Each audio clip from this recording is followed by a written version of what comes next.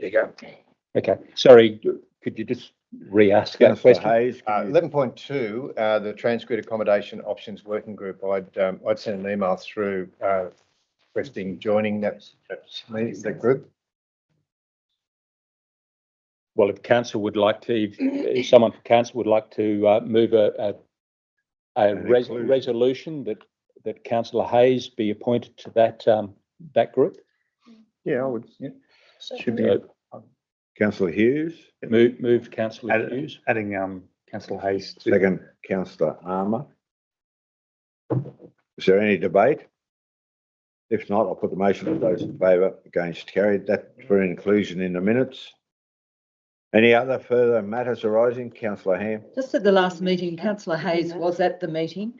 However, we couldn't see him and we wrongly did not mention this to him, but just let it be noted that when councillors are coming in remotely, that they should be seen and the cameras must be on. I think that could well be part of the code of meeting practice. It may warrant an amendment, and I think Councillor Thompson made comment about it being part of the previous code of meeting practice, and maybe it's been omitted in the present one, so it's something that you might look at, Mr. General Manager. Thank you. Thank you. Any further items? If not, I'll put the motion. All those in favour? Against, carried. Notice of motion? No notices of motion. Mayoral minute? Mr.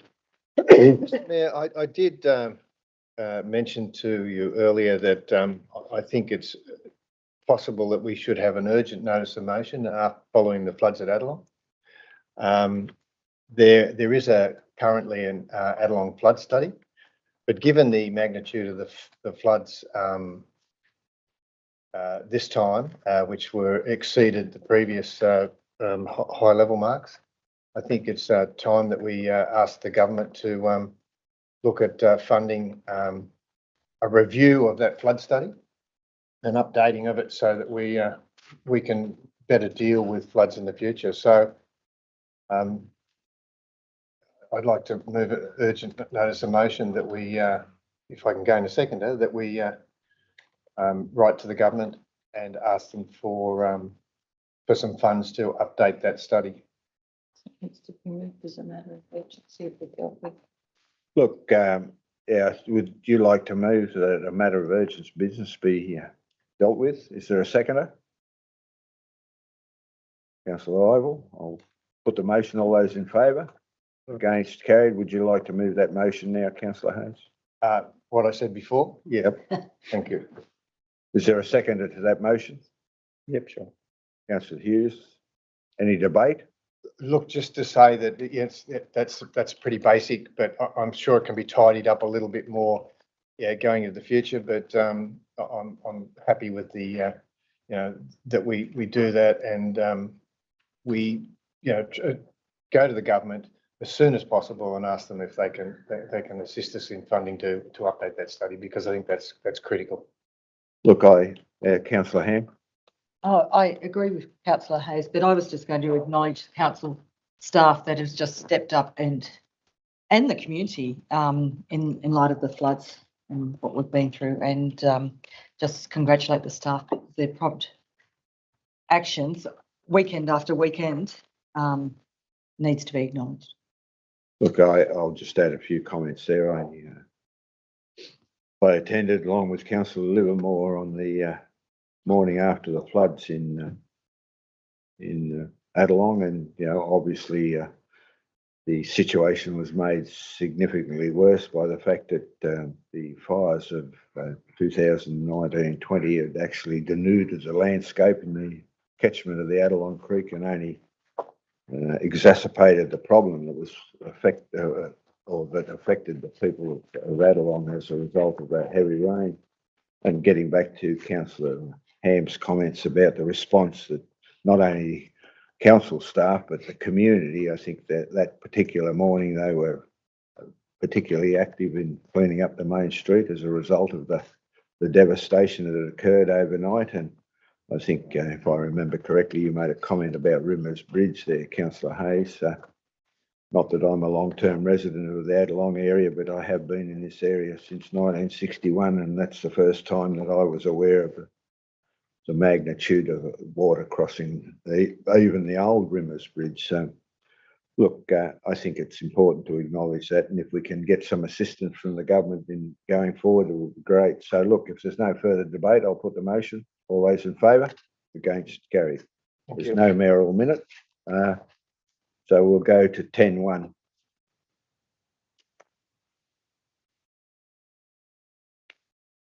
Right. 10.1 is the annual report.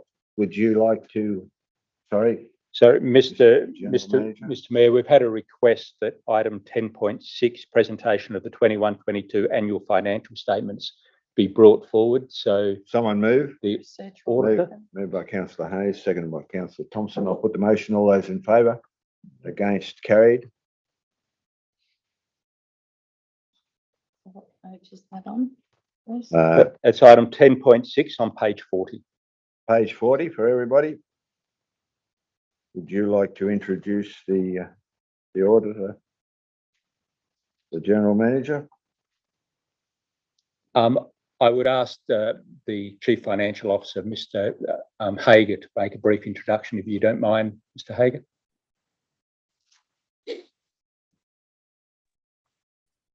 Yeah, Denny O. Mackenzie's here to present the auditor's report for our financial statements that were completed and lodged by the 31st of October.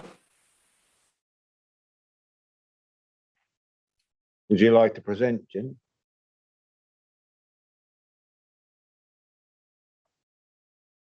Action, Daryl.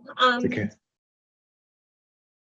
Thank you, Mayor and councillors, for the invitation to present today. I'd just like to start with thanking Daryl, Amanda and the finance team for their efforts that have gone into preparing the financial statements for this year, and the background and all the work that goes on in the background to prepare that set of accounts. There's a lot of work that goes into that, preparing the financial statements and also the audit process. So I just wanted to acknowledge those people. My presentation today will just focus mainly on the content of the conduct report. So we've audited the general purpose financial statements for Snowy Valleys Council for the year ended 30 June 2022, of which we've expressed a modified audit opinion on Council's general purpose financial statements. So whilst this is a qualification, I guess I just want to make sure that that people understand what that means. So the modification was in relation to the non-recognition of the rural fire service assets. And this is an except for opinion. So this means that except for the RFS assets matter, the financial statements themselves do present fairly in accordance with the division and in accordance with the accounting records. So except for that RFS assets issue, the financial statements present fairly. So as a whole, they present fairly, except for that the matter of the RFS assets. In terms of council's operating result for the year, so the rates and annual charges revenue increased by 5.3%. And this is consistent with the increase in the ordinary rates pegging of 2% for the year. Council's grants and contributions revenue decreased by 22%. And this is really in relation to the bushfire emergency service operating grants received. This year was 4.7 million compared to the prior year. There was 11.4 million of grants received for the bushfire and emergency services. So that's where the main differential in relation to the decrease in the grants and contributions revenue came from, which really goes down to the bottom line net operating result for capital grants and contributions was a loss of 19.7 million for the year. The main factor causing the net operating result was really in relation to the revaluation decrement, which was 14.8 million in relation to the water supply assets revaluation that occurred during 2022. So that's really as a result of being a merger council and not having an asset revaluation reserve to absorb that decrement in the revaluation. In terms of council's financial position, its cash and investments sits at 45.3 million compared to 38 million in the prior year. So that shows an increase. And council's external restrictions increased by 6.4 million for the year. There was a decrease of 2 million in your internal restrictions, which leaves a positive unrestricted cash of $500,000, which is an improvement on the prior financial year. I'll then just focus on, I guess, and go through the key performance benchmarks as set by the Office of Local Government, so of which there's 6 key benchmarks that all councils are reported against. So Snowy Valley's councils meets 5 of those 6 benchmarks. The one that's not met is the operating performance ratio. The Office of Local Government's benchmark is set at 0. So obviously the operating performance ratio was a negative 3.88%, which is an improvement on the prior financial year, but it's still below 0. Council's own source operating revenue ratio, which measures the degree, I guess, that councils rely on external funding such as grants. The benchmark for that set by the Office of Local Government is 60%. So council this year has improved on this ratio, and it's now sitting just above that 60% benchmark. And that's really in relation to receiving, I guess, less grants in the current financial year. Council's unrestricted current ratio, which is a measure that's really specific just to local government and represents council's ability to meet its short-term obligations as and when they fall due. So the benchmark set for the Office of Local Government is 1.5 times. So council has exceeded this benchmark. It sits just above it at 1.79, so only just above it. And this ratio has decreased over and is trending downward over the last couple of years. The debt service cover ratio, which is council's ability to service its debt. So the benchmark set by the Office of Local Government is at least 2 times, and council currently sits at 5.71%, so is exceeding this benchmark.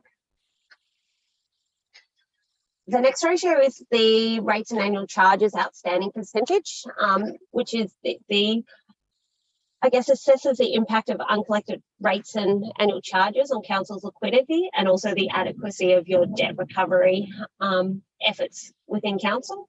So the benchmark is set at 10% and council's currently sitting at 3.9%, so well below that benchmark, which is pleasing that you are recovering and collecting your rates and annual charges as they are being raised. The last ratio is the cash expense cover ratio. So that's a liquidity ratio, which is showing the number of days council can continue to pay for its expenditure without needing additional cash inflow. So the Office of Local Government benchmark set there is 3 months, and council's currently sitting above that at 10.4 months, so well above that benchmark. I guess that's a key highlight of the financials for the year in terms of the performance against those ratios, but happy to take any specific questions if any councillors had anything. Does anyone wish to raise any questions for their auditor? I will. Councillor Ham? Thanks very much, Danielle. I really liked your going through all the KPIs against local government. Of course, we sit with those financial statements coming out with a $20 million loss, and it has been said that we are going broke. What is your answer to that? Are we going broke? So I guess from an auditor's perspective, we have to assess going concern, and that really is a 12-month focus. So our focus on going concern is will the council be able to continue to operate 12 months from the current year's audit opinion? So that's our focus, is really the short term, the 12 months. But I guess in terms of council sustainability, I guess at the end of the day, then you can't continue to report year-on-year operating losses without turning that around. That can't continue forever. But at this point in time, do I see council being able to continue to operate for 12 months, which is my assessment? Yes, for the next 12 months, most certainly. But I guess that's something that councillors need to focus on in terms of the budgeting process, is that longer term sustainability. Thank you. Any other questions? Danielle, at the end of the last financial year, we had $475,000 worth of available cash. What's your take on that?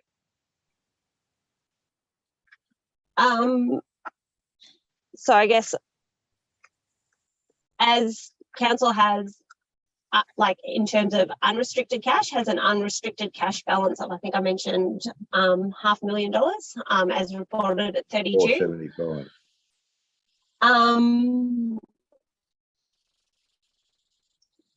I guess that's something for council to consider, I guess, in terms of its cash and its externally restricted cash, and then where its internal allocations are set aside.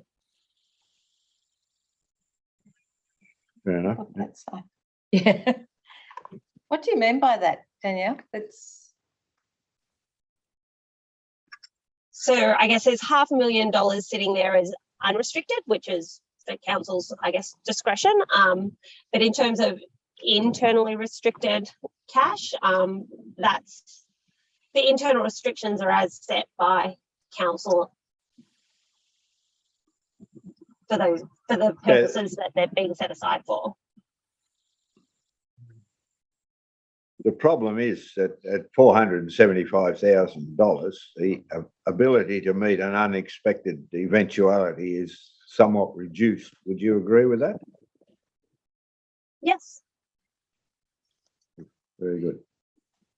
Or opportunity. Hmm? Or opportunity.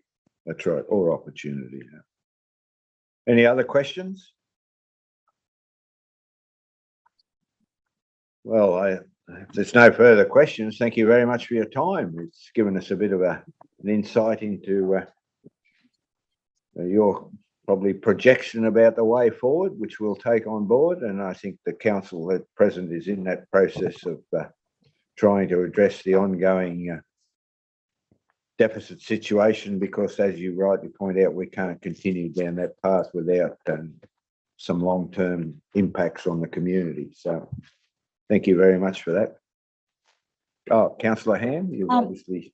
Sorry, you were closing the debate, but it just reminded me, thank you, Danielle, and we need this to be explained to us, but as part of the ARIC committee, I was wondering, when we put out the annual financial statements, even in draft, if we could have a letter from the chairperson of ARIC with an explanation of how these statements come about, because it just gets put in the paper with no explanation, and boom, we've got this loss, and there is some good news in there, there is some improvement.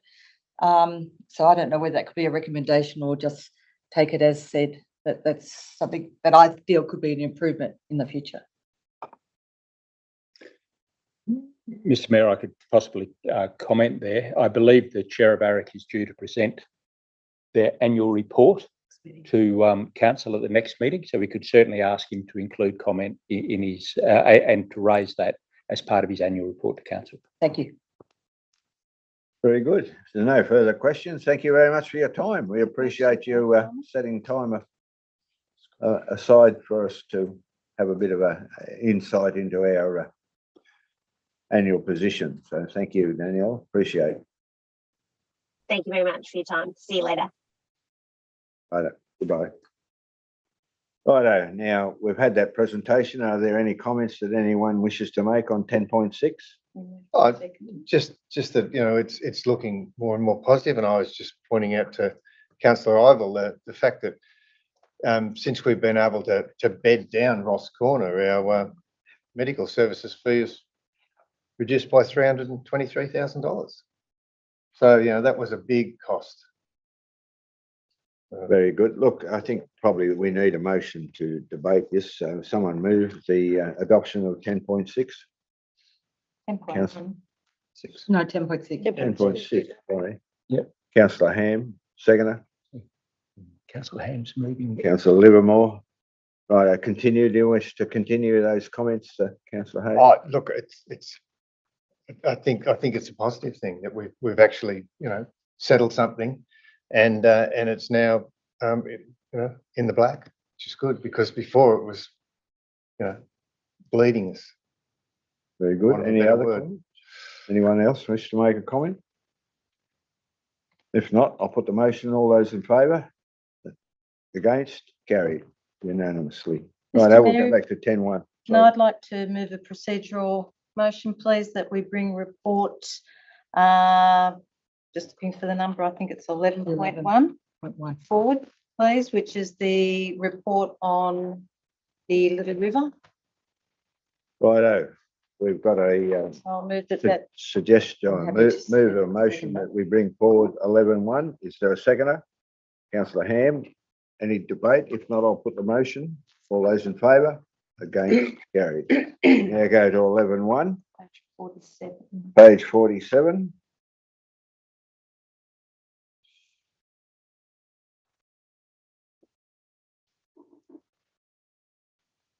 Righto, someone move the, Do we have an alternative? No, because I'd like to actually move an alternative right, Councillor Thompson, would you like to? recommendation.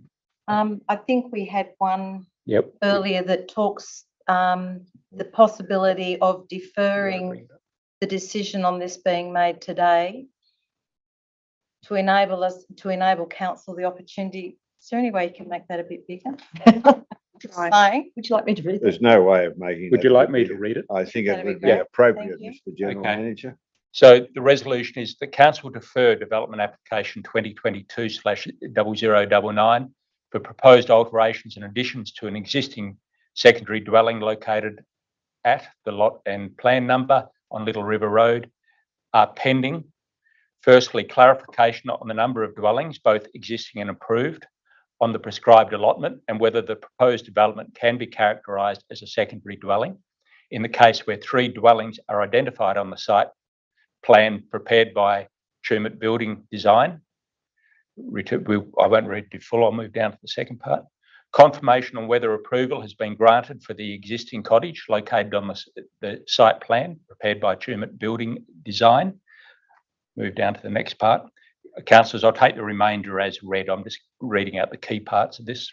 And confirmation on legal access arrangements to service the development as proposed, being the existing access road as outlined in the public submissions immediately to the south so and the southeast I boundary would of the like lot. to move those as the motion, please. The proposed motion has been moved by Councillor Thompson. Is there a seconder to that proposed motion? Seconded by Councillor Ham. I'd like to speak to the motion, please. Councillor Thompson.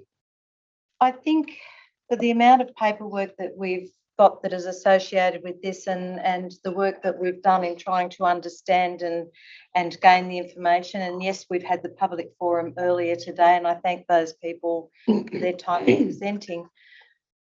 I just think this is such an important decision and we need to make it right the first time and not have to come back and review or go over it again. And I think that there's a precinct area there that we need to have a clearer understanding of the bigger picture. And in order for us to be able to make the right decision, then we need to gain that further information. Any further discussion? Yeah, look, Are you speaking for? well, I'm sort of going to beat around the bush for a while. Oh, That's right. okay. In the scrub? How far are you in the scrub, Councillor Hayes? right? Look, I was on council when this first came up, and a lot of concern was raised with council about this from some of the same people who are here today. And I think I'm pretty sure that I voted against it. What I do know now is that this development, whether you like it or not, has been successful, and a lot of people have utilised it, and it's worked. Still has detractors, still has people who are in favour of it. But what I can see is that there is a lot of animosity towards the applicants. And I think perhaps that this resolution that Councillor Thompson proposes may well go a long way to tidying up a lot of those loose ends. And once they're tidied up, then the developer can move on and put in his next application. So yes, I think that's probably a good start. Thank you, Councillor Hayes. Any further comments? So, well, if there's no further comment, I will close debate. I think by putting up these motions, it's not about either agreeing or disagreeing with the development application. It's about a clear understanding of making sure that all of the boxes are ticked, but not only for this development, but for other developments that may be happening within the area. And I think that we just need to remove any personalities or any past issues, and we need to be looking at things in black and white. And for this to be undertaken allows us to look at any of the developments that are put before us on an equal footing. Very good. If there's no further debate, I'll put the motion. All those in favour? Against? Carried unanimous. So you've got that unanimous. It's a planning matter, so it needs to be. Yes. Move that we go back into order of. Been moved that we go back to order of business, which is 10.1. Is there a seconder? Councillor Ham, I'll put the motion. Oh, sorry, moved by Councillor Thompson, seconded by Councillor Ham. I'll put the motion. All those in favour? Yep. Against? Carried. 10.1 is the annual report. Is there any comment or debate on the annual report based on a presentation from our auditor, which essentially dealt with the same document? I'll move it. Been moved by Councillor Hayes, seconded by Councillor Thompson. Any debate? Any discussion? Councillor Ham? If I may direct a question to the General Manager. First of all, welcome and thank you for coming to the Snowy Valleys. Thank you. And now you've looked at the annual report and the audited financial statements, and having looked at your resume and interviewed you, and in the situation we are at the moment, one of your outstanding assets is your ability to turn things around financially. Not that I want you to talk about that at the moment, but I would like just a comment. What do you think of where we are, Snowy Valleys Council, and I suppose in that financial. In the 2.5 weeks you've been here, General Manager. Look, and thank you for that. And the reality is, in preparing to come here as well, I certainly did some homework and reviewed this. And thank you to councillors and council staff for helping provide information for me to do that. Certainly, it's clear that Snowy Valleys Council has financial challenges. It's certainly not alone in that. Most and many rural councils through New South Wales, in fact through Australia, have significant financial challenges in particular in maintaining the large number of assets that they're responsible for. I think the thing to point out from last financial year statements is that effectively the underlying deficit is very similar to what it's been for the last 3 to 4 years. So we've ran an underlying deficit in the order of between 4 and 5 million over a period of time. Last year's financial statements are distorted by the impairment figure of $14.8 million. That impairment figure relates to water and sewage assets and recognises that the level of depreciation on those assets should have been recognised at a higher rate over a number of years, and has brought it all to account in 1 year. So you can't take that into consideration in isolation in this year alone. So the reality is that our underlying deficits are, as I said, between $4.5 to $5 million. As the auditor mentioned before, you cannot continue to run deficits of that value on a continual basis, or ultimately you will exhaust your reserves and have financial challenges or leave financial challenges to future councils. So we certainly have some work to do in addressing and turning that around, but it's certainly not the $20 million deficit that would be seen. And in fact, if you look at the operating performance ratios that are included in the audit financial statements, the operating performance ratio really addresses your underlying surplus or deficit. So where it's a negative ratio, it's a deficit. Where it's a positive ratio, it's a surplus. And if you look at that, the indicator for the 2021 financial year showed an operating performance ratio of minus 4.12%. That is, your expenses were 4.12% greater than your recurrent revenues, whereas in 2022 it was minus 3.88%. Only a minor adjustment, but it shows that the results are very much aligned to what they have been the last 2 or 3 years. Yeah. Thank you for that explanation. Thank you. I think the salient point that we can take out of this is the fact that at a deficit of between $4.5 and $5 million, our special rate variation, which part of which has been applied this year and the balance mooted to be applied next year, is not going to address the issue. And there will have to be other measures that the council will have to embark upon to correct that situation over time. So I think that as long as that point remains paramount in our minds, we hope to achieve some sort of balanced budget. Certainly not this year, I don't believe, but possibly at least strive towards that for next year. But it does show how important it was to have that special rate. Oh, look, the situation would not have been in any way corrected if we hadn't have been able to apply that special rate variation.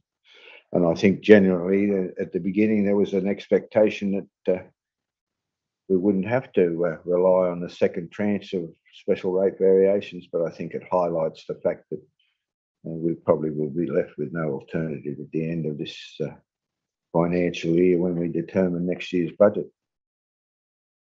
Any other comments? Mr. Mayor, I don't know whether it needs an additional point in the recommendation or the motion. I'd just like to note that in future years, that as a council, we actually go through the annual report before it appears in the business paper, so that we can actually be a part of the discussion in the preparation of the annual report. And it's not just something that appears in the business paper without us having had the input. Mr. Mayor, if the councillors are happy, I'm happy to take that on board as feedback for improvement for next year. And hopefully next year we will be in a position where there will be a little bit less transition with senior staff as well, which might make that easier. I think it's important also that council realises that part of its charter and responsibility is to constantly monitor the financial performance of the organisation, not leave it to the end of the financial year, or alternatively ensure that when we do our quarterly budget review that we do so with some degree of forensic examination. So thank you very much for that, Councillor Thompson and Mr. General Manager, for taking that on board. Someone might help me. Did I actually move that motion? It's been moved and seconded. Been moved. I'll put the motion. All those in favour? Against? Carried. We'll go to 10.2, which is a code of conduct review. Is there a mover? Yep. Councillor Hayes is a seconder. Councillor Ivell. Any debate on the code of conduct review? No. If there's no debate, I'll put the motion. All those in favour? Against? Carried. 10.3. Training opportunities for councillors. I'll move the two recommendations. Been moved by Councillor Thompson, a seconder. Councillor Ham, how come I've got to look to the right all the time here? With a better looking side. Just, Uh, just a question in You have relation. to get out the door first. Just a question in relation to the budgets on page 28. We're trying to understand how if there's an allocation of $4,000 where the $1,000 is automatically come off each of the councillors. can So someone clarify that for us? it's just a typo. is Typo, it? I think. So Uh, it's supposed to be 4,000? I believe that's an error, council, and I do apologise. I was asked immediately prior to this meeting, and in the hustle and bustle of organising other things, I didn't get a chance to go back to the staff. But I believe. Yeah, through you, that Mr Mayor. is it. Thank you, The, Mr Hagan. the issue was there's $1,000 attributed to travel expenses and 3,000 for trading, and only the trading amount was included in the table where the whole 4,000 should have been, because it's only an arbitrary amount for travel. Right.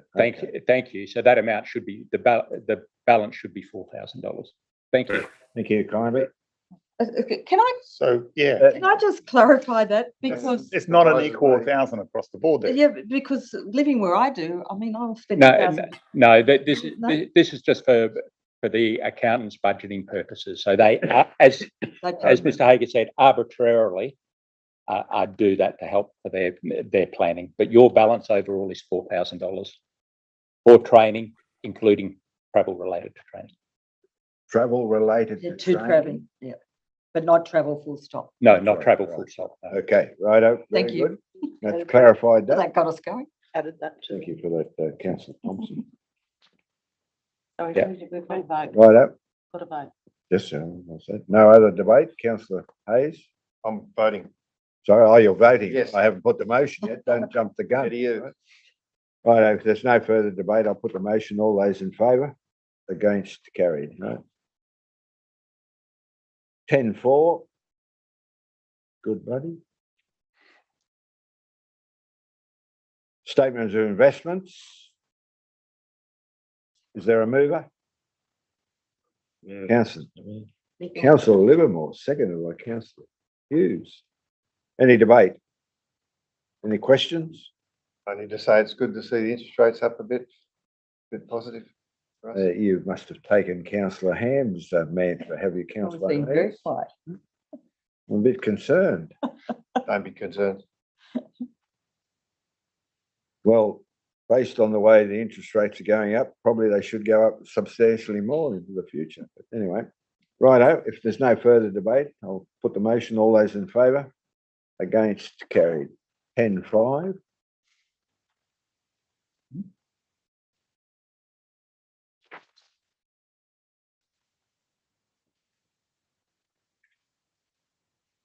Quarterly budget review. Are there any issues that we wish to discuss subsequent to someone moving the motion? I'll move the motion. Moved by councillor Thompson, seconded by councillor Hayes. Any debate? Any discussion? Could we go into committee? You want to go and move by An idea. councillor Hayes that we Yeah. go, sorry, And Ham, that we go into committee. Is there a seconder? Councillor Livermore, I'll put the motion. All those in favour? Against, carried. Councillor Livermore, do you wish to lead the discussion? Well, Lee, Oh, well, be involved. first cab off the rank. Look, yeah, I'd just like to, I guess, and in part for the benefit of the public, if we could go over some of the explanations for some of the inquiries I would have that relate to employee costs, and basically around the confidence we'd have, given the issues that have happened over the last couple of years, that we seem to be replicating employee costs at the start of the year, or the budget to be the same as previous years. However, in previous years, we've seen those escalate out by the sum of $2.5 to $3 million. And whilst there's probably a number of explanations for those, I think it'd be good to get that out there into the public realm. On that particular one, there's other issues I had noted, particularly to do with the internally restricted reserve balances and forecasts.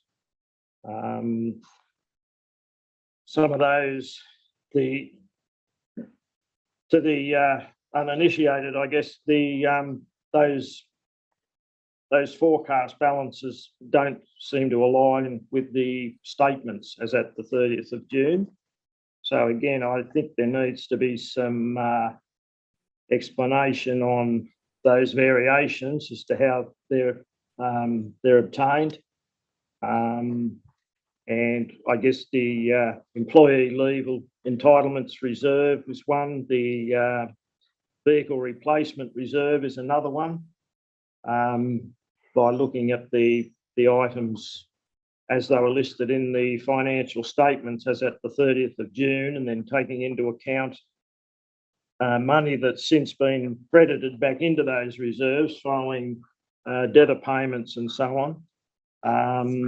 The balances, as I say, just reading these numbers, those balances seem to give a bit of a distorted view of what the actual reserve balances would be. Councillor, anybody else? You wish? Just an explanation, perhaps, on profit on plant replacement program. Yeah, it did. you wanna- Sorry, do you wanna- did we wish to provide a response to the first questions and then Oh, move on to the next, yep. just to make it? I wasn't sure whether a question or a statement, but Were you seeking an answer, Councillor? Well, I think a clarification, as I say, that this is publicly exhibited document. So if I've noticed these things, I would hope there's other people in the public might have noticed the same sorts of things. Sure. So I think it'd be good to have those clarifications. Well, I'm happy to comment, and I'll invite Mr. Hager as our Chief Financial Officer to add anything that he sees fit to do so. In respect to the salaries, whilst the budgeted amount is very similar to what it was last year, we have had a very large number of vacancies through the last quarter, which will reduce the overall costs for this financial year. We've also had a range of contracts staff while we've been recruiting for senior officer roles, and those contract staff have been charged or are charged as contractors of materials, not to salaries, as they're not employees of council. So that is making a reasonable difference to the amount in the salary budget. So we will keep a very close eye on the salary budget. It may change in future quarterly reviews, particularly depending on how successful we are in filling a number of the vacancies. But at this time of the financial year, it is our best estimate of the predicted result at the end of the financial year that we have. In respect to the second query regarding funding reserves, I think it's very important to note that these tables are the forward predictions. So the tables show the original budget, the adjustments that we're proposing to the original budget, and the anticipated result at the end of the 22-23 financial year once those adjustments are implemented. On the far right-hand column, it's showing the actual as at today, but it doesn't. The actual statement doesn't show the opening balance of the financial year. It starts with the original budget the council adopted and put on public display at the beginning of this financial year. So those tables, you can't make a comparison to the opening balance, because we start with the original budget, which shows the balance at the end of the proposed budget balance at the end of the financial year. Mr. Hager, did you have anything further to add to that?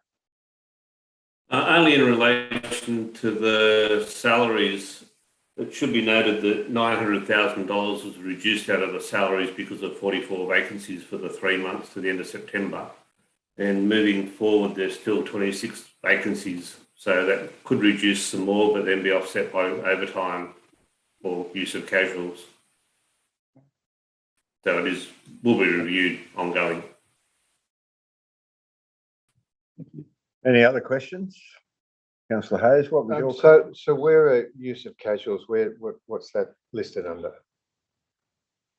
Casuals will be included in employee costs. Employee costs, okay. Not a separate Direct cost item there. I have a question on note 22 regarding the Snowview Estate additional $530,000. Can someone amplify on the reasoning behind that? Through you, Mr Mayor, that was a council resolution a couple of meetings ago to finish stage 3. We had $1 million odd in the budget, and you budgeted for another 530,000 to complete the subdivision. Would it be reasonable to ask our Director of Infrastructure when that work could commence? Mr Mayor, I'll have to take that on notice. I'm not completely sure on when the exact date of when those works will be commencing. I'd appreciate that. Thank you.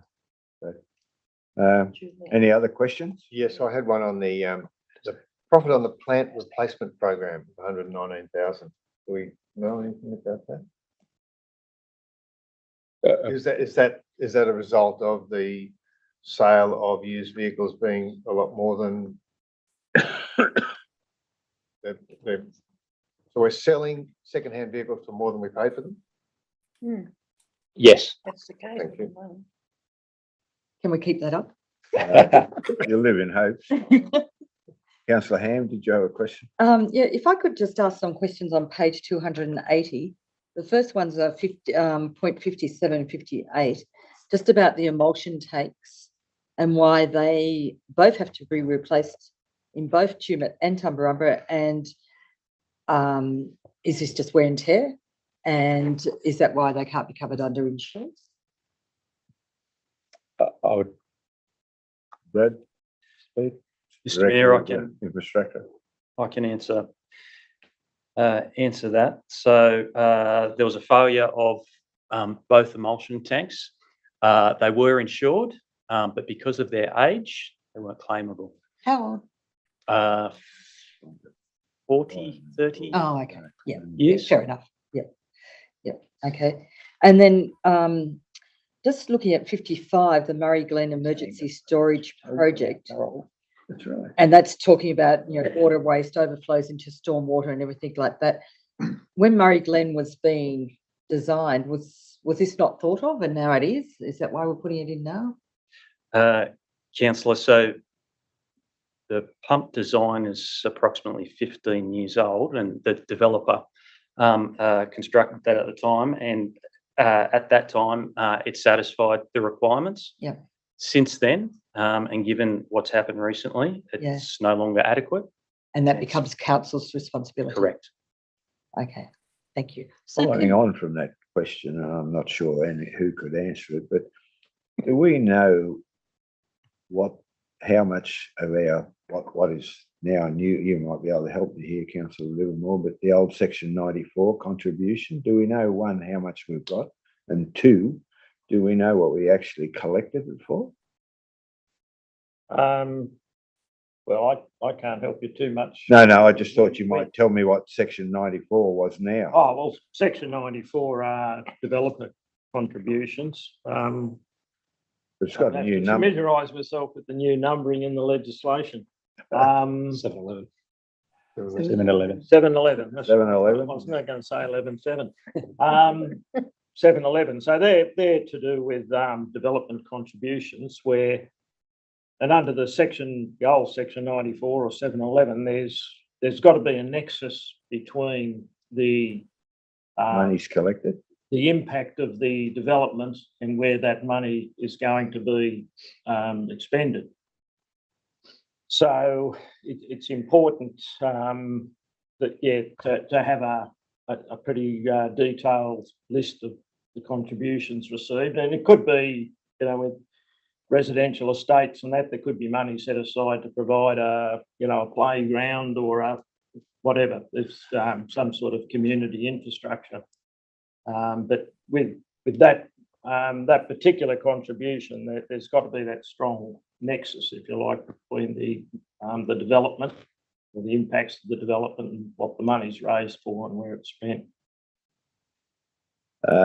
Mr. Hager, can you tell me where that money resides by way of reserve?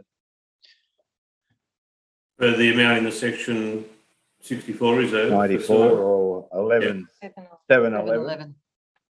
Yeah, in the sewer fund, there's 2.8 million available. In the Water sewer fund, there's fund?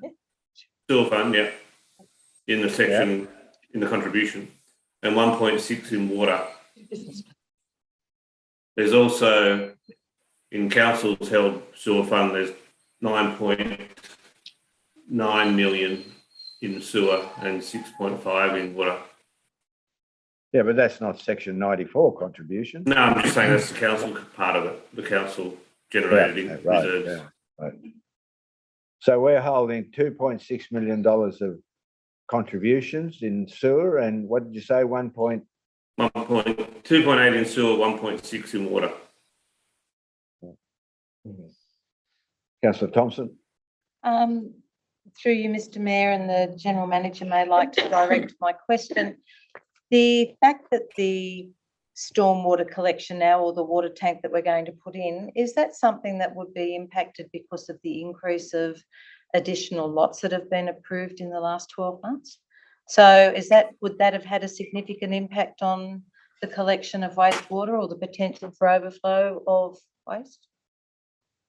Director of Infrastructure. Councillor, I dare say that that's exactly right. So can I just say, if that's the case, why is that not a developer's cost if they are now increasing the service level requirements? That should have been at the developer's cost, not at council's cost, because they didn't, if they're going to expand their development, they should have been expected to fund the appropriate infrastructure to cater for it. The amount that they are expected to fund comes down to their section 711 and 712 charges. So, and they often don't address the full cost of the expansion because of the way they're calculated. So they don't have to provide the infrastructure. They don't, it's not their responsibility to actually put in place the water and sewer for the houses that they've sold lots for? In on the actual develop, sorry, I might have misunderstood your question. In on the actual development, they do the works immediately on the development to service the development. The additional works that might be required on the overall system to provide for that extra capacity is paid for from their section 11, section 12 charge, or contributed to from their section 11, 12 charge. So where is this being located? At the development or on council's? Sorry, answer that question first, if you don't mind. Yeah. Councillor, I'll have to take that on notice. I'm not 100% sure on the exact details of the location. Thank you. Mr. Wilton, can I ask you a question regarding the approval of the latest development at the Glen Estate and what either section 711 contributions or alternatively contributions made to the increased load or demand put on the existing infrastructure? Through the chair, obviously the works that is council's undertaking was actually identified as a requirement for this additional 35 lots were approved. It was works that was identified within council's works program. So that's obviously why that developer wasn't levied for that specific piece of infrastructure.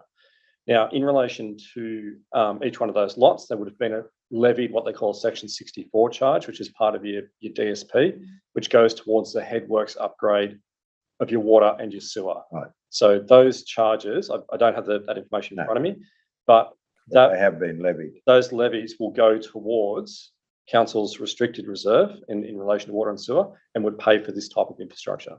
Very good. Well, I think that clarifies it for the council. Very good. Any further questions? Just one last Councillor question on, thank you. On point number 54 on page 280 is the Manus Lake vegetation restoration, of which we're putting an extra 350,000 in to meet the EPA license conditions. So does that just get placed on us that suddenly we have to do this and find that money? Or is there grants that the EPA give to us, or just seems like an awful lot of money just fine? Councillor, through the chair. So yeah, this is a licence condition requirement following the construction of the dam wall. I'm not aware of any grant funds. The dam wall was built now, how many years ago? 7? Oh, 2017. yeah. Yeah, okay. And so by right, it should have been completed. So this is ongoing from there. Yes, correct. And what does it mean? We plant lots of trees. Around the edge of the lake, yes, $350,000 worth of trees. correct. Was, That includes fencing and rabbit guards and. That would be the entire project cost. So that would be establishment and those other ancillary items as well. Correct. And why is it being funded from sewerage, sewer supplies general reserve? Yeah, through you, Mr Mayor, that was an error. Because the dam's looked after by the utilities section, it was thought to be sewer fund, and it should be general fund, so it can't come out of the sewer fund reserve. So in effect, that will mean it comes out of general fund and it's not funded, so the deficit will increase by the position at the end of September will increase by $350,000 deficit. So instead of being 1,173,000, 400. it'll be now 1,523,000. Anyway, 3 months into the exercise. Adds up. Doesn't Yeah, take the land long. care group out there. Yeah, doing I just point out, council, it doesn't change the overall No. bottom line, but it changes it between funds. Yeah, it does, that's right. Given that there's a captive workforce. I can't move that we go back Yeah. into Yeah, keep, the council. Mr Been Mayor, moved by councillor Thompson that we go back into, Oh. sorry? sorry, Mr Mayor, just with your question earlier about the commencement of the Snowview estate, Right. I can say that it's ready to start at any time. The weather's held it up. As soon as we get 2 or 3 long summer days. Yep. That's what you're saying? Yes, correct. Very good. Thank you very much for that, Mr Director. So I've moved. Been moved by councillor Thompson. Is there a second that we go back into council? Councillor Hayne. Ham, I'll put the motion. All those in favour, against, carried. Does someone wish to move the report? Have. We have moved it. I'll put any further debate? If not, I'll put the motion. All those in favour, against, carried. Right, 10, what are we up to now? Was that 10.5? 10.6 been dealt with, 10.7 we're on to. 10.7.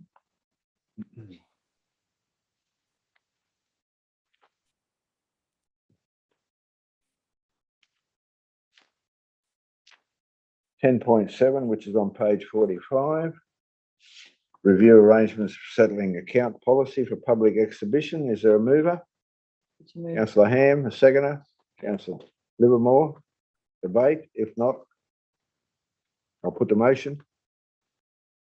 All those in favour, against, carried. We'll now go to 11.1. Done. Done, right? I'm indeed fortunate to have so many helpful people. Lucky you. 65, yeah. Page 55, 65. 65.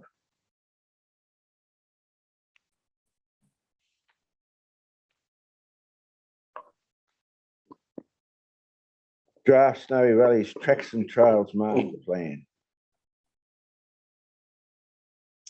Someone moved the motion, resolution, being moved by councillor Ham. Is there a seconder? Councillor Thompson. Debate. Councillor Ham. If I could just say, this is exciting that finally it's going up for public exhibition. There was something in there that concerned me, which states so it gives a preference of the top 4. And one of them says Batlow to Tumut. It's actually Batlow to Wyballina. So if that can be taken into account when people are looking at the plan. But yeah, I think we're going to have some really good, exciting discussions about this. And thank you to the person who put it all together. It's exciting. There are 5 priority trails. Based on your comment there, councillor Ham, about an exciting discussion about it, we need to make sure that it, after going out on a public exhibition, that we provide an opportunity for people to really contribute to, because I do think that there's substantial benefits that will flow to the Snowy Valleys Council and obviously the community from it, but you know, it's got to be given a fair light of day. So how should we do that? Well, that's the question I'm asking, is what method are we going to use to engage with the people other than just putting it out for exhibition? Like, that's fine, you know, it's out there, but you know, how do we get the community's input into it? Do we hold a come and have a yarn about it type session with in a couple of areas, or 2 or 3 areas across the local government area? We'll do it virtually. Both. Virtually, well, that suits some people, doesn't suit everybody.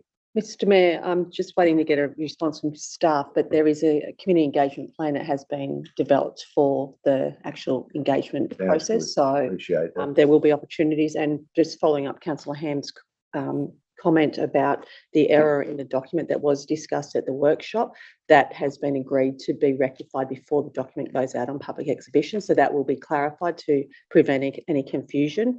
And there is a update. There is an engagement plan proposed. I'm just not sure if that will actually include necessary community meetings, but we'll review that. Thank you very much for that. Thank you. Is there any further? Yeah, I discussion? just note Councillor that Hayes? the dot point says stage 1 Batlow to Wyverlina, but the following paragraph doesn't, and so does the heading. I just worry that when this goes out, people will have an expectation that all this will happen. And Well, I think that's important. So- as part of the presentation, to indicate that this is a discussion document Yeah. only, and at no point couldn't the community assume that it's a given. Mr Mayor and Councillor Hayes, that has been part of the frequently asked questions, is to be really clear that as the General Manager has indicated, it's a master plan only, and any implementation of that would be subject to funding. So we will make sure that that's a key Right. message with the comms. As we're just making comments. Thank you for that. The thing that when we had the workshop last week and discussed the master plan and the Tracks and Trails master plan at length, I think the really important thing in there was identifying a lot of the things that can be done that don't actually have a responsibility to council for actually creating, maintaining, or even building, but at least identifying some of them that are within our council area and that we can promote it at virtually no cost to ourselves. So this isn't only about the main infrastructure that we can be a part of, it's about identifying and linking in and creating a much broader scope for people to come and visitation and trails. So while it does have the 5 dot points of whatever, it's a much broader document and has great opportunity for people other than just what we're going to build. How Well, I many think that- pages? 253, wasn't it? Something Sunday. like that. Councillor Mr Mayor, I think the other thing is there were some exciting trails there, and only 5 are mentioned, but there are a lot of other ones out there, and it doesn't discount the fact that they might get funding in the future either. Oh, no, look, So we I think this Make is sure a that people are aware. of that. broad-ranging document. And the other thing, getting back to Councillor Thompson's comment, is we need to engage the community here and give them some ownership in some of these ones that can be achieved without a great deal of funding, or because of the local community's commitment to them, you know. So, you know, the point is, I think we've got to, out of this exercise, we've got to give the community some control of the future and give them an inkling in the fact that if they want to get engaged, we're happy to engage with them to achieve an outcome, which won't necessarily cost an arm and a leg to do. Mr Mayor, I'd like to make a comment on this Tracks and Trails master plan too. The comments from Canberra and the ACT of securing its own food sources and its own activities within its own range brings into the Tracks and Trails master plan, comes right in the middle of that when we're talking about the effect that we can utilize our natural assets to attract the Canberra environment from the Canberra people into this area, including the Brindabellas $17.5 million for safety upgrades to the Brindabella Road. These are all going to be happening all at the same time. And it's a great thing to see this Tracks and Trails Master Plan, people coming in from outside and saying, look at what you could be, look at what's over the hill, literally, of what we're going to be doing. And this is the sort of stuff we need to be thinking. It's a rearranging of our perspective. And it's been really good to see and talk to these people over the last couple of months about these projects. Couldn't agree with you more. No further discussion? I'll just make a Councillor quick Livermore? comment, Mr Mayor. There we go. It's going to be all about smart promotion, because the reality is there's already a lot of tracks and trails out there. They're already constructed, they're in use. Yeah. But they've got the capacity for a lot more use. So that's basically at no cost to council. Yep. So it's really, we might put a couple of dollars into promotion, but so, I think that's a big component of this to get something started. There's a lot of stuff that's already out there, and we should be, I think off the back of that. I agree with you. I think this plan promotes the opportunity that exists there, and if we can engage the community in endorsing it, they'll be probably our best means of promoting the proposition. And that's we've just got to change the way we go about our business. We don't have to do it all. We just have to provide a mechanism whereby others can do it for us and get some sort of benefit from it. Very good. If there's no further debate, for the third time of asking, I'll put the motion. All those in favour? Against? Carried. Righto, 11.3.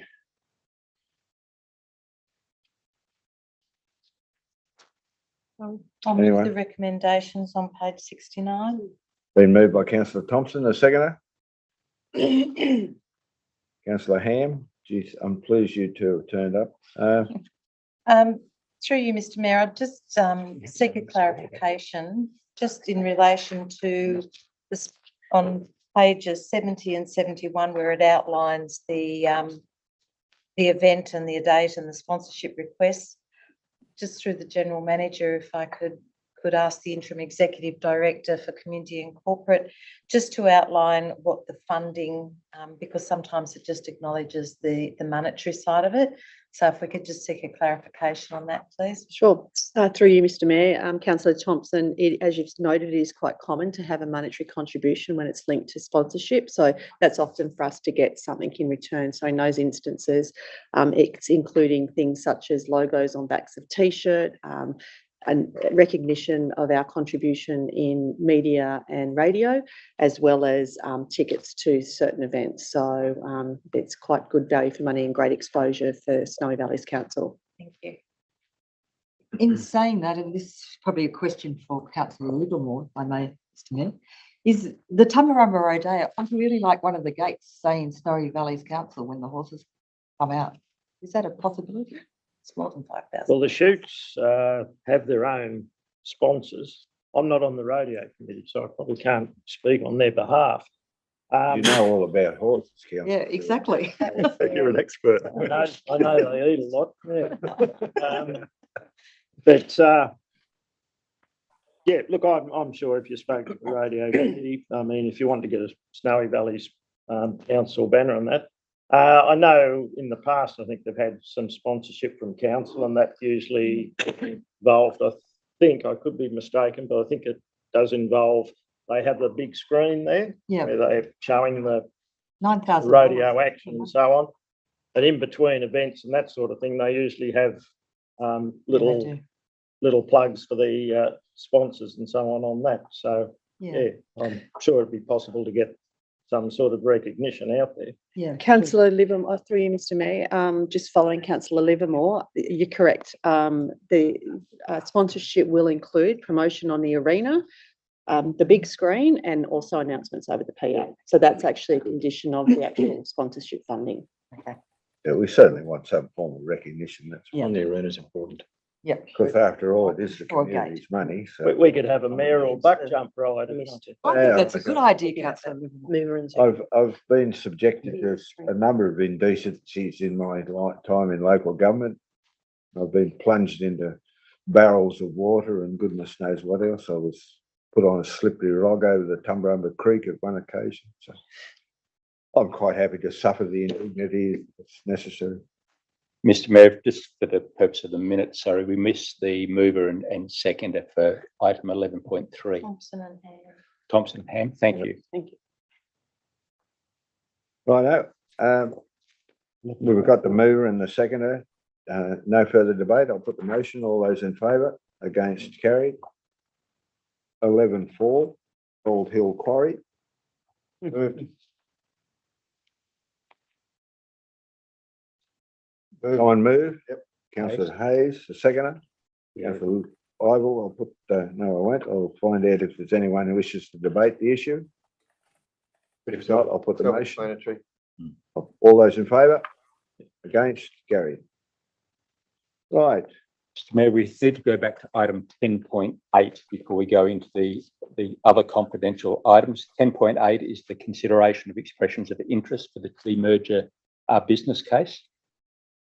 very good.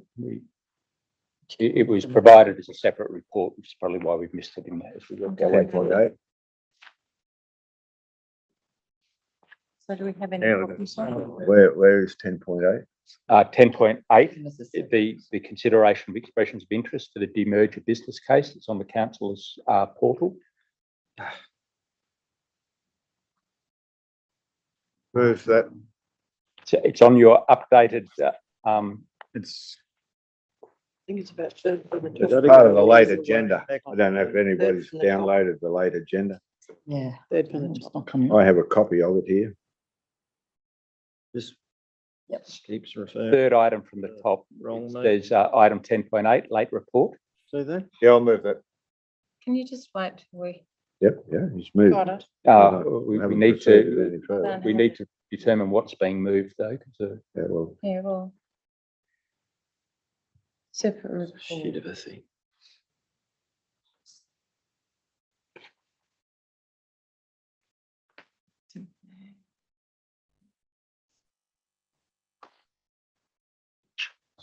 Anything that keeps reverting back to the next month's meeting. Nothing. didn't like it. It won't open on mine either. So this is the recommendation. I've had it, eh? Yeah, I've had it too. Do you want me to get prints of those? We can. it's there because I downloaded it, so. Yeah, no, it's Here, here. I've got it here. Yep, no, Think we've got it? When do you need one? At least I have read I mean, I might have it here. I just don't know why it's not downloading.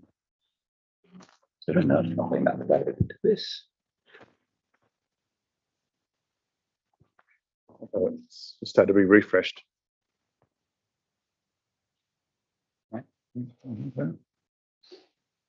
where's Claude's? you on Ben Lawson. I might need to. Don't get into I don't know You why want it's to not. look at mine? Okay, I can look at Jenny's things. Yeah. I don't know why it won't open on mine.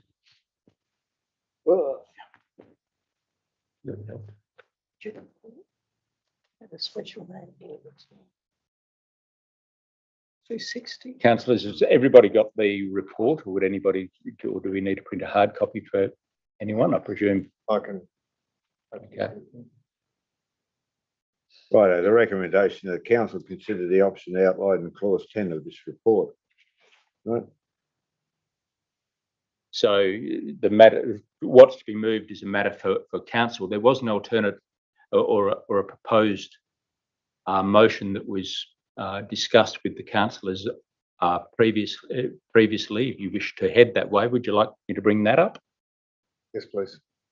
Or should we just go into committee straight away? But we're not moving anything yet, are we? no, we haven't. We Haven't just moved wait- anything, wait- so Wait you until we get a motion Yeah. to this effect. Pardon me. Right. So the potential resolution is to appoint either of the two expressions of interest. The discussion or the proposal from those that have done the assessment of the two submissions is that the Newcastle University, in the view of those that did the assessment of the two, was the stronger of the two submissions. So you may wish to make it appoint Newcastle University to undertake a business case capable of being submitted to the Minister for Local Government for demerging. The business case, including an independent financial review, be reported back to Council for consideration. We note that the report prepared by Newcastle University will be independently peer reviewed as part of the preparation process, and that we allocate $100,000 to the project, noting that this will increase the forecast 22-23 deficit by the same amount. So That is one possibility. It's up to Council as to what they move.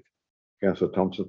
I'm just trying to understand, because the report has the recommendation, and looking at the point 10, we need to go with 1, 2 or 3. It's either accept, decline or defer. So in the first instance, in relation to the actual recommendation that we have in the report that's here, we need to choose one of those 3 to slot in there, and then we need to decide move a subsequent resolution Yes. dealing with it. So in the first instance, we just. Well, what are we going, don't have a motion Well, before us at this point in time. No, so if we move the recommendation that council accept, accept the expression of interest from the one that you've mentioned. That's what this resolution is doing. I can't read that. Do we, I can read it. I can read it again. We can try to blow it up a little bit. This is just putting a little bit more detail around that. So that we've provided. Sorry, we need to go to the draft resolution. just procedurally, do we need to move one first, or just let it? Look, No, I think based on the discussion we're having at this point in time, we could move this motion that's being proposed here now, which encompassed a lot.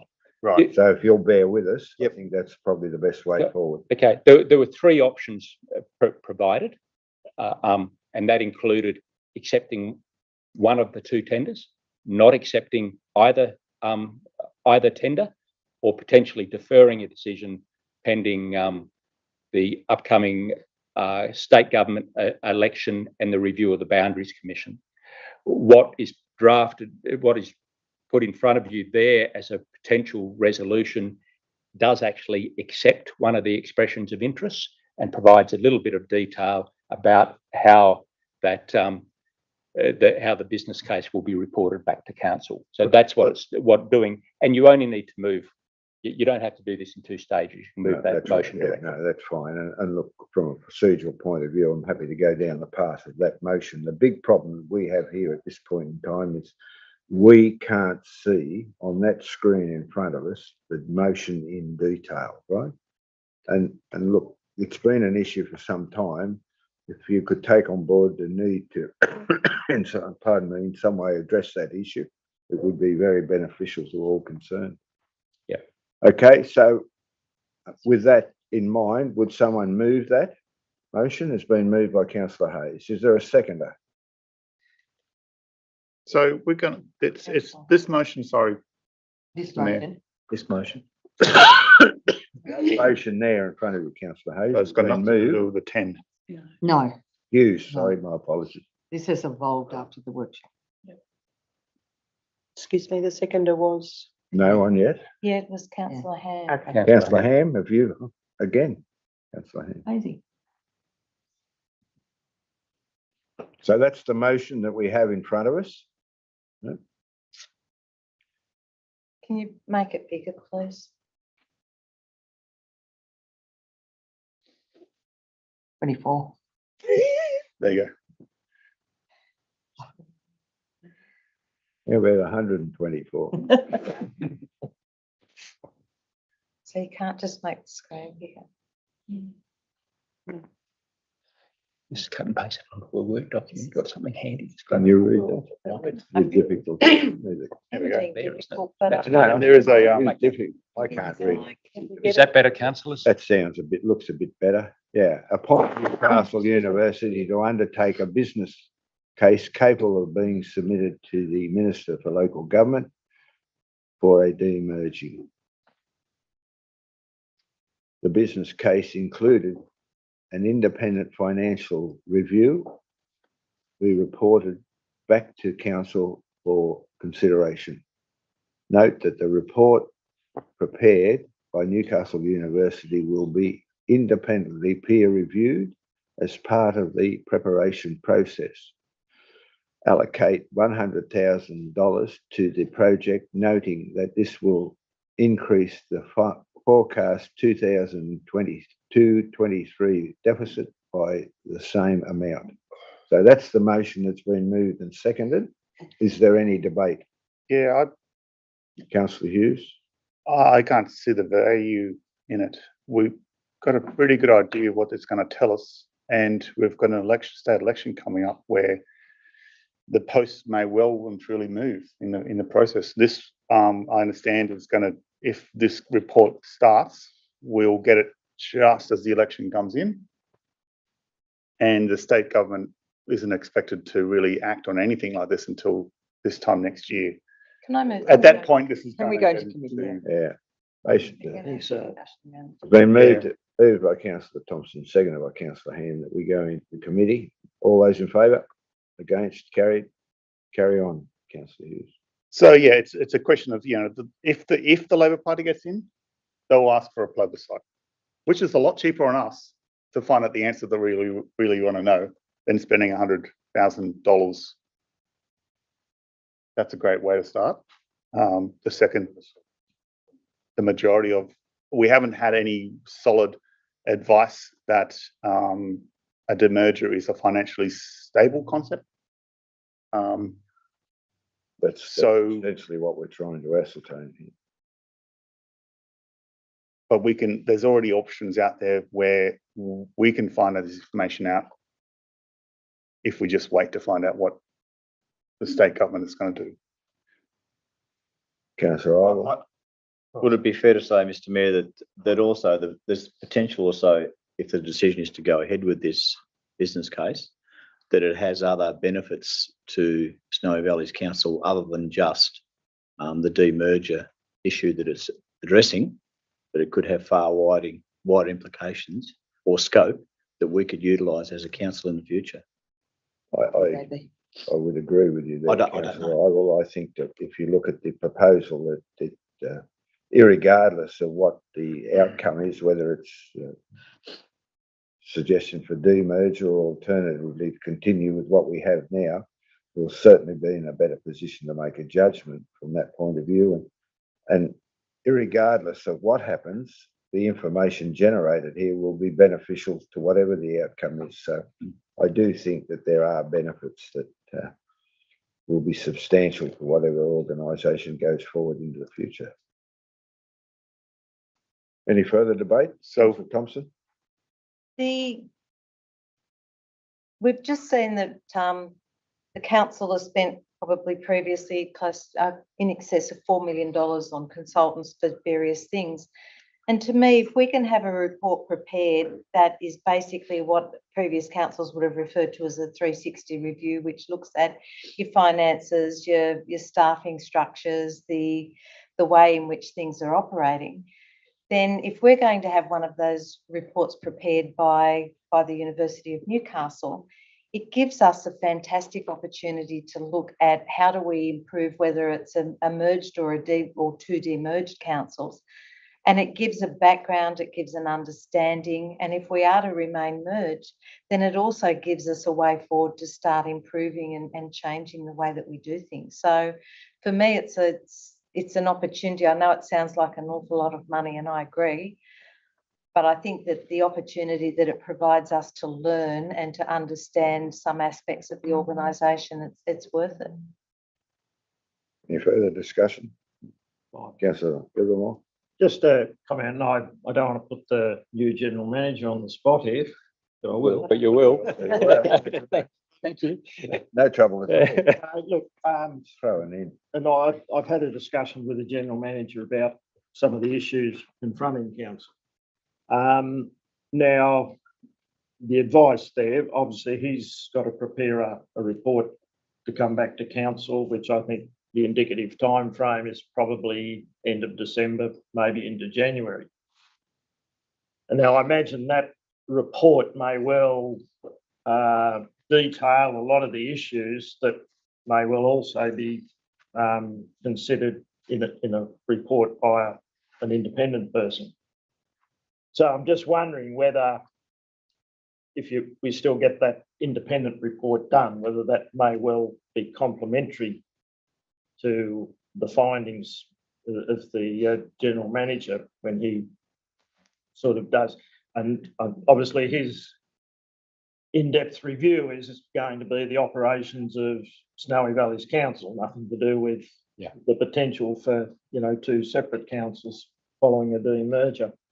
It would certainly help and add to that. I think the other thing that's important to note is if it does go down the path of a plebiscite, if that's requirement from another or from a future state government, then there will be an onus on council to ensure that the community can make a informed decision when they vote at that plebiscite, and certainly a business case like this would assist them in doing that. So, I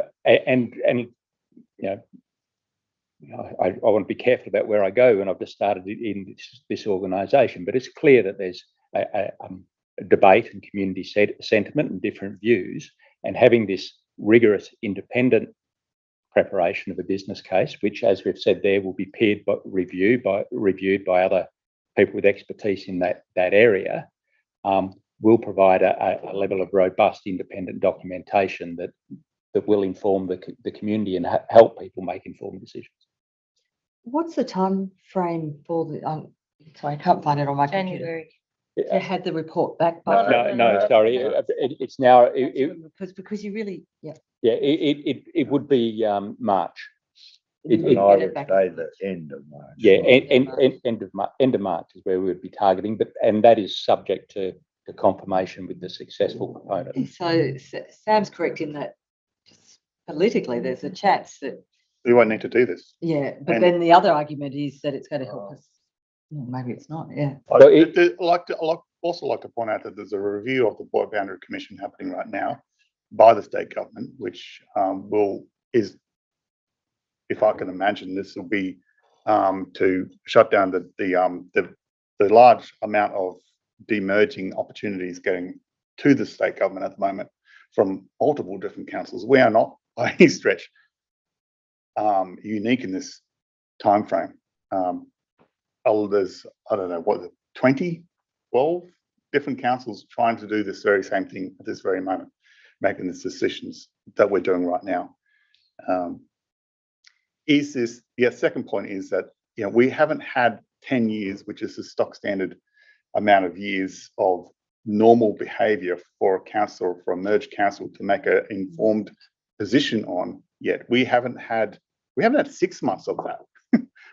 We need to have 10 years, and then you can start making an informed decision off the data that 6 years. 6 years of demerging activities, fires, floods, bloody this place leaking. We've had all sorts of trouble. We haven't really had a year of normal sailing yet. And I think when you've identified an opportunity for 12 months of normal sailing, Councillor Hughes, you might point it out to me, because I've never seen 12 months that you would call normal in my long years. That's the big surprise about being a councillor. Well, I don't know how many bushfires we have to go through, but there's always Done for a while. Well, it was a bushfire in 1920. It's floods in 22, 20 or 21, 22. So, yeah. Fair enough. Any further discussion? Yeah. Councillor Thompson? I think we're going to go out of. No, I just want to make a comment, please. The point that I made earlier about the value of the money being prepared, if we go to plebiscite, If we already have a business case prepared, then what it means is that prior to that plebiscite, you can actually go to your community and you've got the information that you can explain to them the reasoning why you either they should or should not support the possibility of a demerger. If we're going to be a merged council going forward anyway, we need to have a clear understanding. You know, this is an opportunity for us to be given a completely independent, and you know, when you start looking, if we ask the staff to prepare reports, then whether or not they feel comfortable in preparing a warts and all report, that they feel that we as councillors may judge them on some of the comments that they've made or may not necessarily agree with them. So to get a completely independent report is such a healthy way to go. If it goes to plebiscite, it gives us a document to be able to go out and sell it to the community. And if it doesn't go to plebiscite and it ends up having to go to the government just for a choice of whether we demerge or not, it's there. Whatever it is, it's going to be a document that is going to be useful and should not just sit on a shelf collecting dust, but we make the most of it and we take the pressure off our own staff, who I don't think it's appropriate that we put them in the position of preparing it. Righto, no further discussion. Someone move question. me go back into How much was the Tracks and Trails Master Plan? 100 and No, it's 270? 270. something. It was a I think, grant. Was it Councillor Grant. There's a yeah. grant. Alma? It's not For something you, about. Mr. Mayor. This issue has been probably the most contentious issue of anything, even more so than the finance stuff. In fact, the finance feeds that one. It is, to me, it is so important. And if it is so important, and there are other benefits, as Councillor Thompson has just pointed out, we just need to keep going ahead. We can't keep on keeping on questioning. Stop start. Tamarumba people want this sorted. Tumut people probably do, although they don't seem to be as anxious about it. But if it's going to give us benefits as well as, and when you compare it, as Councillor Hayes just said, with the tracks and trails and all the rest of it, let's just get it out of the road and do it and get that information so that we actually have information, because until a few months ago, we had absolutely no information. This is certainly give us something to hang our hat on. This is going to justify and give us the confidence in going to the community and say why. We have nothing at the moment. I stand there with my mouth open most of the time when I'm asked specific questions of people that know what they're talking about. I just say, don't know.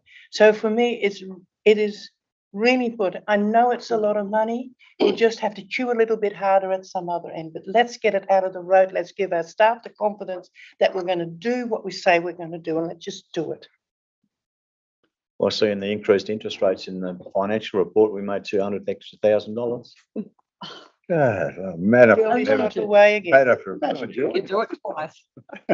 Righto, someone move, we go back into council. Yeah. Councillor Livermore, Councillor Thompson, I'll put the motion. All those in favour, against, carried. We now have that motion in front of us, those three components of it. Is it 3 or 4 components? Do Three, we I think have it to was. go into confidential first to choose the right tender first? No, I don't think we do. No, we haven't. No. Who We moved, haven't moved. sorry, who moved that we go back into normal council? Councillor Hey, Livermore. Councillor myself. Livermore. And Councillor Livermore and Thompson, yes. I'm just wondering, procedurally, do we have to go into confidential to choose the tender? No, you don't. No, I don't. No, you only have to go into closed session if you want to discuss the cost and the commercial in confidence items. We've made a decision that, well, this That's the motion will resolution. make a decision that we employ. So there's 4 points. Look at there. Yeah. So there's 4 points to that resolution. So we have a mover and a seconder, unless there's amendment. I'll put the motion. Oh, can I just, Councillor Hayes, do you want to? yeah, well, Closing argument. I'll close it if you like. Look, I first put a notice of motion up to demerge in late June this year, and it's taken this time to get to here.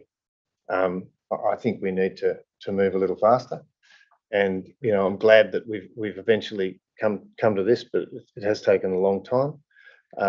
There's a lot of people out there who've got expectations and on this, and you know, I think they'll appreciate it coming up. So I think it's time to get it all done and see what the results are of the report. So looking forward to it. Thank you, councillor Hayes. I'll put the motion. All those in favour? Against? Carried. You want your vote recorded, councillor Hughes? Yes, sir. Yes, sir. Righto. Totally understand. Councillor Hughes. What, No, it wasn't The unanimous. other, we got to go into committee of the whole. haven't we? I'll be right. Confidential. Going into I'll move that we confidential. go into confidential. Moved by councillor The report. Thompson. Is there a seconder? Councillor Ham. Put the motion. All those in favour? Against? Carried. Item, whatever it is, number 1, isn't it? Yeah, yes, councillors, if you just give me a moment, I'll just turn the streaming off.